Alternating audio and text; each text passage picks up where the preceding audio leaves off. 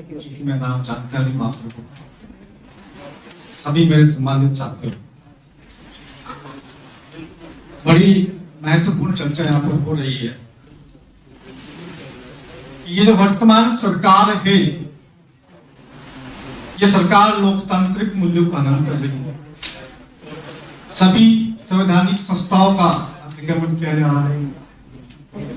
बात तो सत्य है, और आप में से अधिकांश यह भी चाहते हैं कि एक नई व्यवस्था, नया तंत्र, नया सिस्टम बन के आए और इस व्यवस्था में परिवर्तन हो, इस सत्ता में परिवर्तन हो, व्यवस्था में परिवर्तन करने के लिए।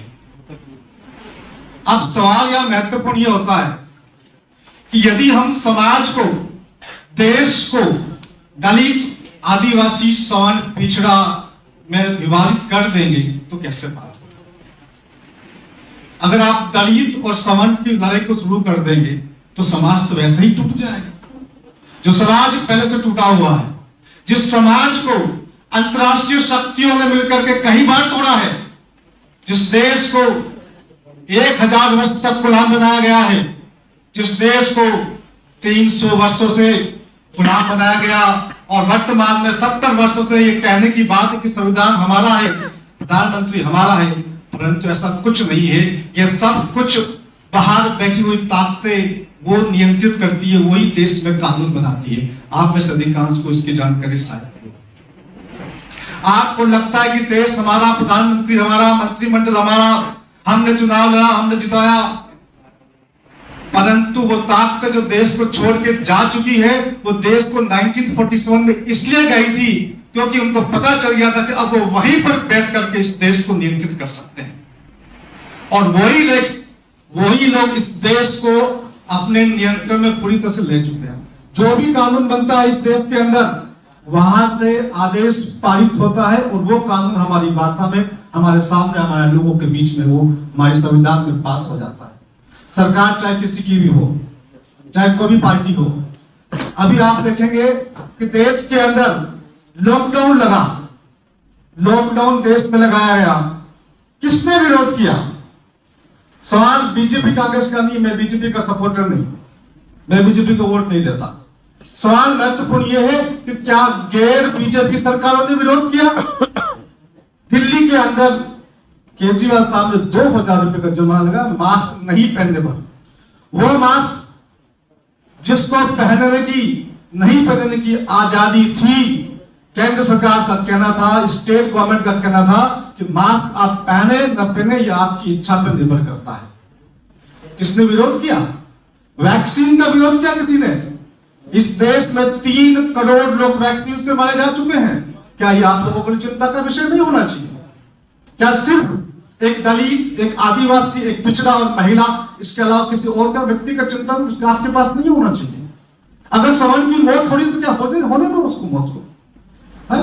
ये जो सोच हम लोगों ने पाल रखी है, यही वो सोच है जिसकी वजह से ये 10 साल से बैठे हुए। समस्या को समस्या नहीं मानना सबसे बड़ी समस्या है। न्यू वर्ल्ड ऑर्डर, नई वैश्विक व्यवस्था सबसे बड़ी समस्या है, जिसको आप लोग आंख बंद करके स्वीकार करते हैं, आंतरिक समस्याओं की बात करते हैं। इस नई वैश्विक व्यवस्था के अंदर विश्व के ऊपर जो बैठी ताकतें हैं, वो हमारे देश को नियंत्रित करती है। हम जब बात करते हैं तो हिंदू मुस्लिम की बात नहीं करते हैं, कतराते हैं।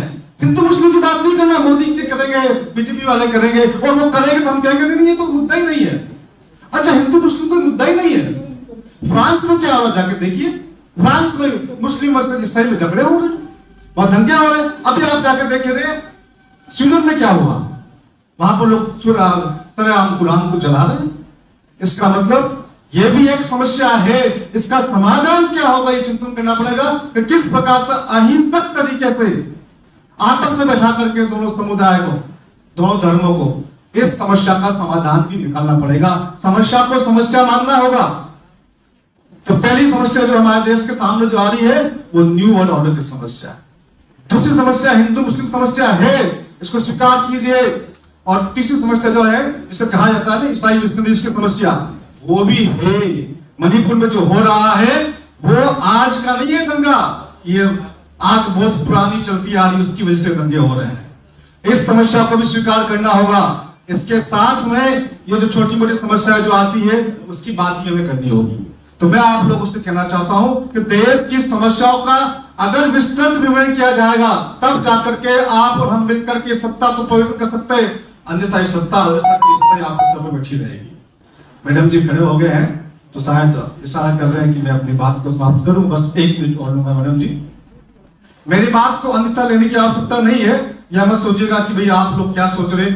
मैं आपसे ये कहना चाहता हूं कि देश पूरा एक है, एक रहना चाहिए। देश को दलित, सवर्ण, अगड़ा, पिछड़ा में डिवाइड करना, इस प्रकार से करना, आप लोग कभी भी अपने लक्ष्य को हासिल नहीं कर पाएंगे। जय हिंद, धन्यवाद।